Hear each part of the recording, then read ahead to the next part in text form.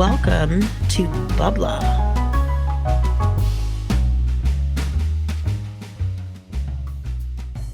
Well, hey, Kerri, I don't know about you, but man, I have been exhausted after work, more mentally than physically. And when I'm like that, I am just spent.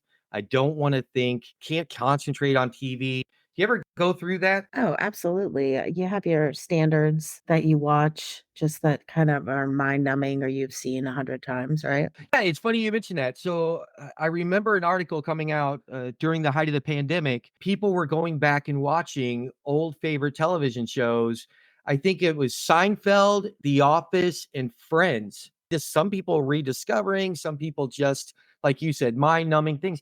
And then I started seeing more research on it. This is something I found very interesting. It turns out that people with anxiety, which most of us had at one time or another Sure, sure. during 2020. People with anxiety may rewatch shows as a coping mechanism to manage stress, emotions, and challenging situations.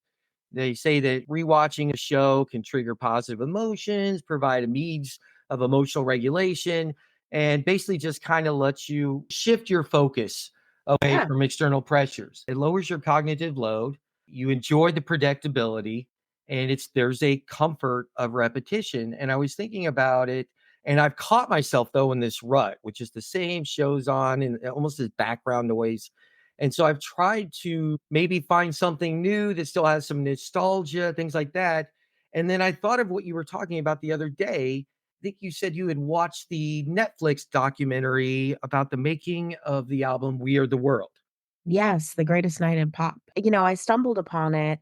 I have had a newfound, and maybe it's not really new, but a little bit of a fascination over the last probably 6 years with Lionel Richie. Where did he go? He was so big, and in this documentary, which is fantastic. So if you haven't seen it, you have to watch it. But he was at the height of success, when We Are the World, when they were recording that and wrote it, and he and Michael Jackson partnered together.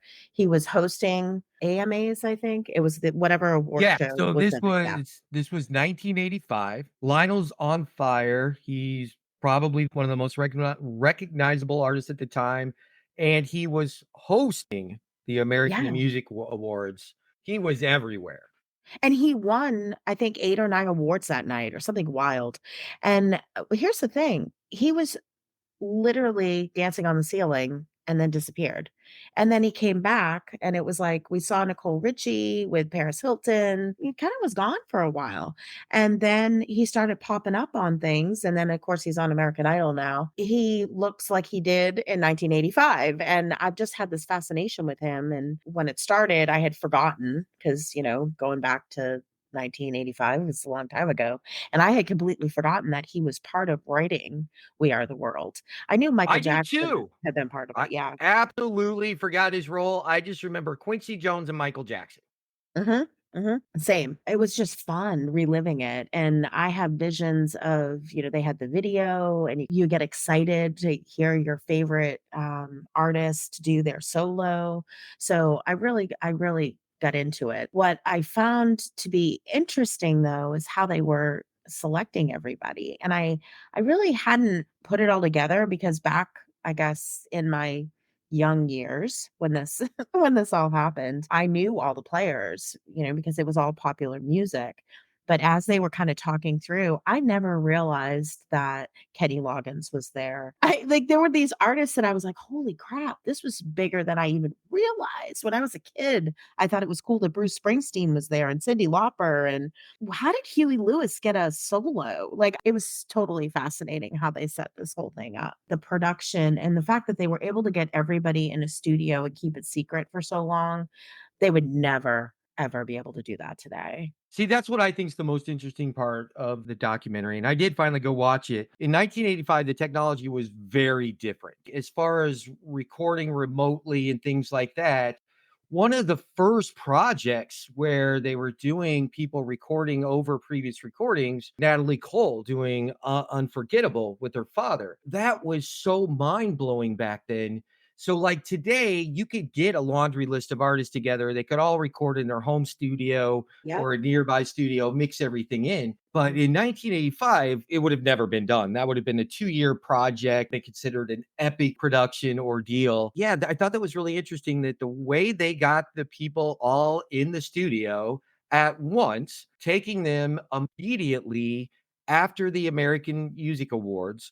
They didn't know where they were going because they had to keep the location confidential so it wasn't swarmed with media. Bam, bam, bam. It had to be meticulous. It had to be on time. It was over 40 musicians, either driving themselves, shuttle, taking a Uh-huh. limo. A couple of them were not at the award show. They flew in all Yeah. into one studio and then all be herded together to record a song that some of them had only heard fragments of a demo. They weren't all coming in all polished up, ready to lay down their tracks and go. This was literally watching Lionel Richie herd cats. It literally was amazing to see them be so starstruck with each other. To turn around and in all of it and then just see Bob Dylan in the middle. Just like, "What? How is this even happening?" They were all just starstruck. It was super cool, and I didn't realize, and I think you had brought this up at one point, the battle between Prince and, Oh, Michael Jackson. I guess I just wasn't aware of it. Actually, that's not true. Here's what has happened.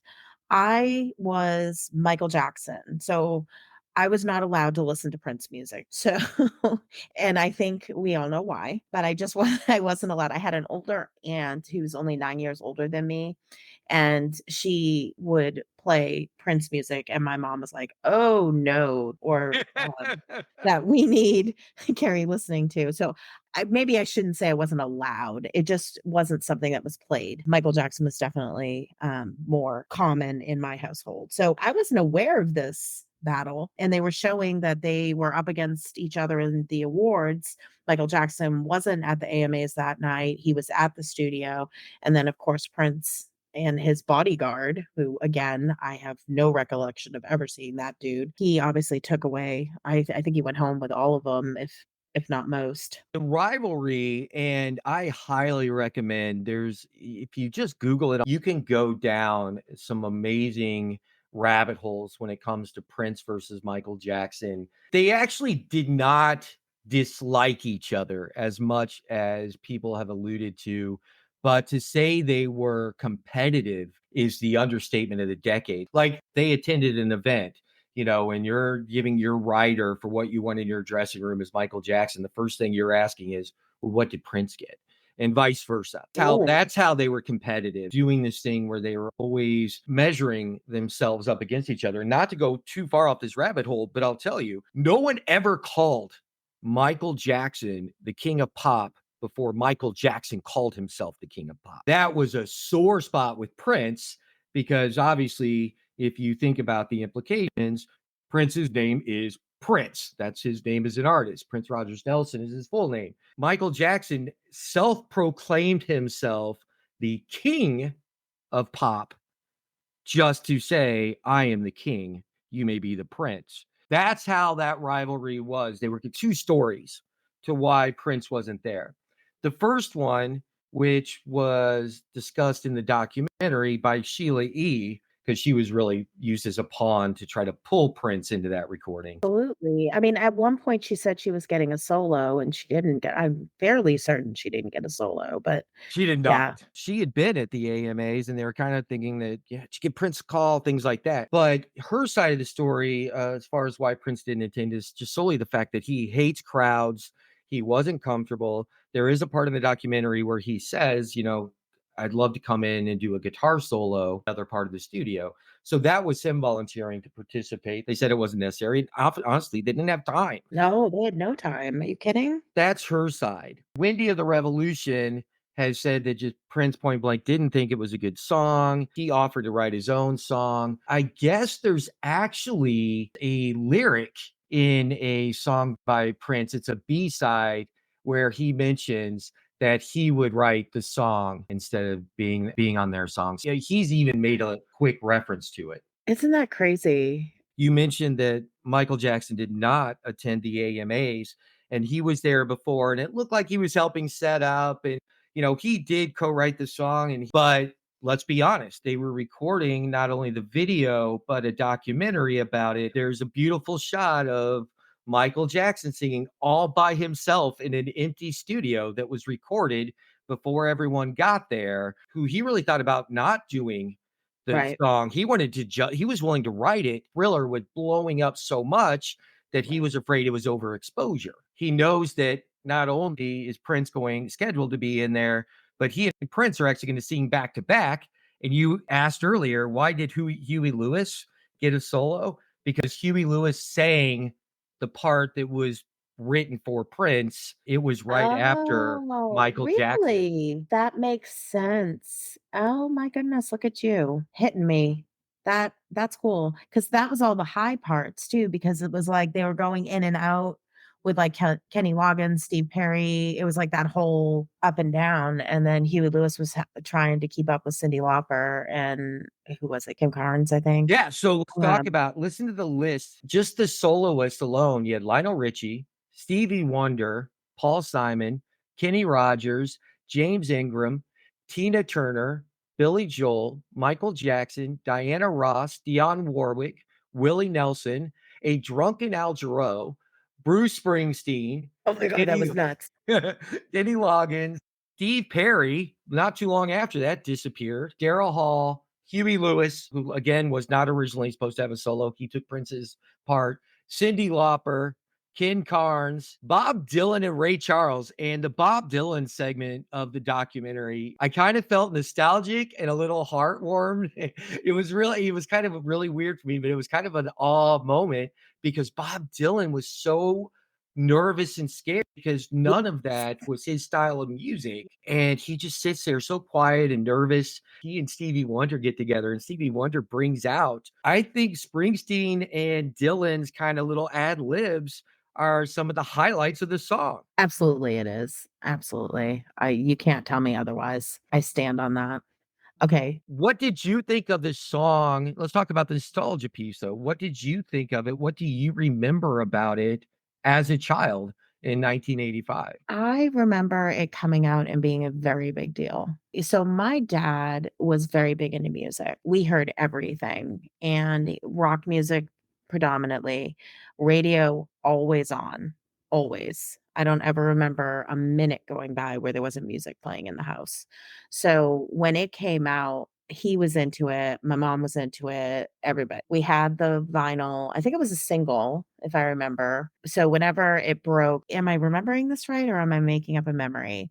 Well, did the video come out soon after? Did it all release at the same It all time? came out at the same time. As a matter of fact, the song was actually released at the same time and played on radios worldwide simultaneously. And that's why it was the fastest selling single in the United States. And it sold out its first million copies like that. Again, and this was considered cutting edge technology back then to be able to have all these radio stations across the world play the song at exactly 7:59 a.m. And I also remember the Feed the World with Bob Geldof. I remember that because that was really popular in the, whatever station, in Massachusetts and Boston that my family listened to. That was very popular. Everyone really excited about their favorite artists. And I remember the solos were the biggest deal to us as kids. I have known you almost 25 years now, and I Uh-huh. didn't know that you grew up in a household where your dad loved music so much, because so did I. My dad was actually a Bob Geldof fan. So when Band Aid, Do They Know It's Christmas came out the year before in 1984, my dad bought out every local record store of that release and gave it as gifts. That was really my household's jam. And it was the same thing. It was such an incredible mix. Duran Duran and George Michael, Bono, Phil Collins, Boy George, Sarah Dallin, Geldof. And as a matter of fact, Paul McCartney and David Bowie couldn't make the recording, so they're actually on a B-side greeting. To me, Phil Collins, John Taylor on bass. It was a little bit of a different project to raise funds for Ethiopia. They admit that that absolutely is what inspired We Are the World. It was not only Al Jarreau, really started with Harry Belafonte. He saw what Geldof had done and he's like, we can do this. And it grew into Willie Nelson being on it, Kim Kenny Carnes. Kenny Rogers. I mean, and it was like real Kenny. So talk about nostalgia. And to be honest with you, I didn't even recognize Willie Nelson. I kept looking at him during the documentary. I'm like, I know him, but I don't know him. And then it Oh, dawned on me. I was like, oh, you idiot. How do you oh, and he's another one that at first you look at the list and you're like, really, Willie Nelson? And his solo, his voice Mhm. is perfect on it. But it was such a great eclectic mix. A lot of people don't realize that there were so many more projects that were inspired by the We Are the World project. They realized, well, wait a minute, artists have the ability and the power to not only raise awareness but raise funds for causes. And so that's when you saw this huge spike. U2 promoting Amnesty International. Jerry Garcia actually had ties to raise money for the World Wildlife Federation. I didn't become aware of Greenpeace until the 80s, but did you know that James Taylor and Joni Mitchell were actually huge factors in the growth of Greenpeace in 1972? Yes.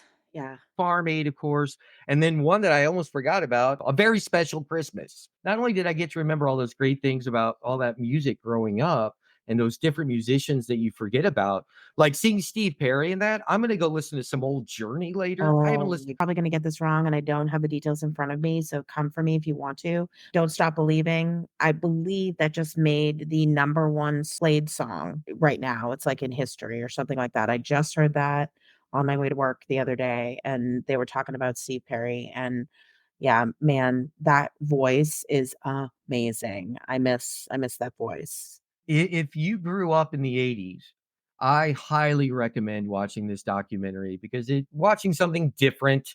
At the end, it kind of turned into this cool little feel good movie. Mick, I need to address the elephant in the room, though. Why was Dan Aykroyd there? So a lot of people don't realize that Dan Aykroyd actually has a strong musical background there that is not lip syncing in the film The Blues Brothers Which that he did with I John love those Belushi. movies, love. And he still does different versions of the Blues Brothers. And this was also, I believe, Ghostbusters was a number one movie right around then. So How did Dan you get Aykroyd was actually in the height of his popularity. He was actually a Hollywood power player at the time who loved and still loves music. Yeah, that was the one that you're kind of like, Dan Aykroyd, no shit. When you're well, it looking was at it, like, how are you in one breath saying, "I wanna get Bette Midler, I wanna get Huey Lewis, Cyndi Lauper, and Dan Aykroyd." Like, that was actually something that somebody said, and Dan Aykroyd. I'm like, "What?" What a cool moment for him. He's probably like, "Can you believe I was in We Are the World?" yeah, I mean, that's a guy that got to be a true fan and involved in a Yeah. great project, and that was the other thing that was cool about this doc, and then we'll wrap it up, but seeing musicians not only as people, there's first thing they see when they walk into the studio is Lionel Richie made a handwritten sign that said check your ego at the door. It was just them in the studio. They weren't allowed to have their assistants with them. So they all had to go in and you could see some of them were nervous. Some of them were like, I don't want to show the magic behind the curtain, and some of them were open. Huey Lewis is like, wait, you want me to jump in on these high octave harmonies? That's not my wheelhouse, and he was all these peers are staring at him while they try to figure that out. It was really cool just to see them as people, but also get to see them appreciate being fans of the other musicians in the room and getting their lyric sheets signed. And there are a few in there that if you go and look, Latoya Jackson, it was in there. There are a few that it's kind of like they were lucky to be there. And let's just leave it at that. Agreed, agreed. But it was fantastic. I appreciate you turning me on to this one. Just thought it'd be a straightforward documentary. I didn't think I'd be as excited about it as I was, and I really got into it. And then at the very end, you see the in memory of and all the artists that are no longer with us. And there were a couple of them that I forgot had passed. So it was kind of Mm, like, wow. It was a good experience. I think it was a great call. And I think we better get back to work. yep, let's go. All rise. It's time for Mick Makes the Call. All right, Kerri, I'm excited. I believe you have another case for Mick Makes the Call. I do, Mick. Are you ready for this one? All right, I'm ready. Okay. So, one of my coworkers made brownies. We were very excited about the brownies. Not that kind of brownie, Nick, just a Damn regular it. pan of brownies. It's the office now. A coworker made a pan of brownies and brought it to the office. And she was running a little late. So, she went down to the break room and she put the pan down and had to go back and jump into a meeting. So she left the pan of brownies out. No note, no nothing, still covered. When we went back to enjoy the brownies, someone had already started cutting the brownies, and we were like, "Oh, okay, we're going to enjoy some brownies." Somebody took it upon themselves to start slicing. Upon removing the cover, we discovered that the middle brownie was missing. What were the cut marks all in place in just the middle, or was just the middle cut out with no other lines? There was a square, just a square. So it wasn't a scoop. We didn't just like go in with a spoon and go for the middle. It was a perfect square in the, the But it middle was of the carved brownie. as just a single square. There Correct. weren't edge to edge Correct. carvings covering the whole sheet. Yes. Okay, So on. so what I would like to know is this square maker at fault? Should they have cut the brownies and taken the edge piece first? Or is it okay to select the middle piece right off the bat? To me, that's not how you cut brownie. And you either cut them all and you go from the edge and you take one out and you keep going until you have a middle piece. And if everyone's gathered round and you prefer the middle piece, or let's talk sheet cake. You want to flour up the cake. You wait till it's cut and everybody goes about and asks for the piece. Because some people, hey, you like a crunchy brownie, you want the side piece. You might not like frosting on the sheet cake, so you don't want, one with a lot of frosting. Going for the middle or actually cutting it? What is the correct way to cut a sheet cake or a pan of brownies? So this is a twofold case here. We'll call the individual who cut the center square. I'm going to take the center square for 1,000. We're going to call them the defendant. First and foremost, of course, the proper etiquette in this situation is if you have the confidence to go in and say, hey, these brownies are obviously for all of us, be the person that goes in and cuts them up so you can have a slice yourself.